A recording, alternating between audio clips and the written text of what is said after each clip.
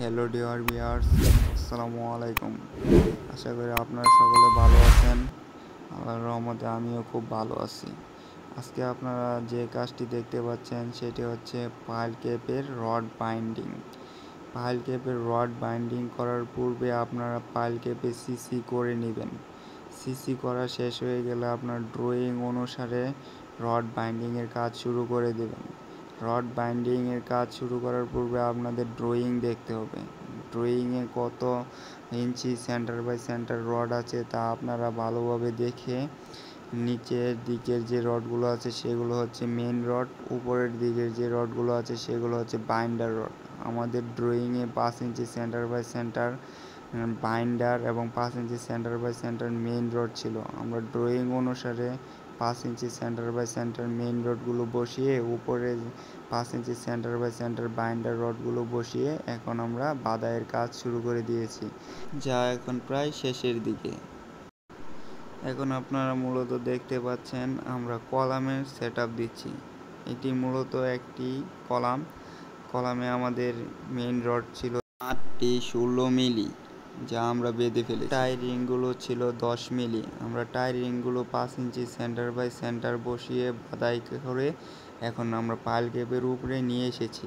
এখন আমাদের বেজের উপরে কলামের মাটামগুলো সোজা করে এবং সেন্টারটি ঠিক রেখে আমরা বসানোর চেষ্টা করছি। আমরা দেখতে পাচ্ছি যে নিচে যে টাই রিংটা আমরা বেঁধেছি সেটি আমাদের বাদাই করা হয়নি, তাই আমরা কলামটির সেটআপটি একটু সরিয়ে আমরা নিচের দিকে টাই রিংটি আমরা ভালো করে বেঁধে নিচ্ছি, কারণ যাতে করে নিচের টাই রিংটি না লড়ে যায়। নড়াচড়া করলে আমাদের কলাম সেটআপটি ঠিক থাকবে না। এক্ষেত্রে দেখা যাবে যে আমাদের সেন্টারটি উপরে গিয়ে সমস্যা হবে। সেজন্য ভালো করে নিচের রিংটি ভালো করে বেঁধে নেবেন। ভালো করে বাঁধা শেষ হলে আপনারা আবার কলামের সেটআপটি সুন্দর করে ওই কর্নার অনুসারে মাটামগুলো নির্দিষ্ট স্থানে বসিয়ে নেওয়ার চেষ্টা করবেন। ভালো করে মাটামগুলো ছড়িয়ে দিবেন যাতে করে বেজের বা পাইল ক্যাপের বাইরের দিকে না চলে যায়। যদি আপনাদের মাটামগুলো বাইরে চলে যায় তাহলে কভার থেকে সরে যাবে। আপনারা দেখতে পাচ্ছেন আমরা পাইল ক্যাপে চতুর্দিকে 3 ইঞ্চি করে কভারিং রেখেছি, কারণ ক্লিয়ার কভার কোনোভাবে 3 ইঞ্চির নিচে রাখা উচিত নয়। মাটির নিচে ক্লিয়ার কভার অবশ্যই 3 ইঞ্চি রাখতে হবে।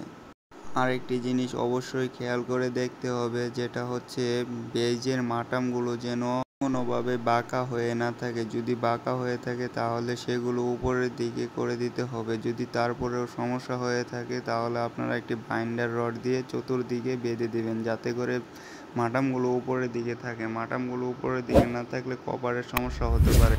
এমনই আরও ভিডিও পেতে চ্যানেলটি সাবস্ক্রাইব করে সাথে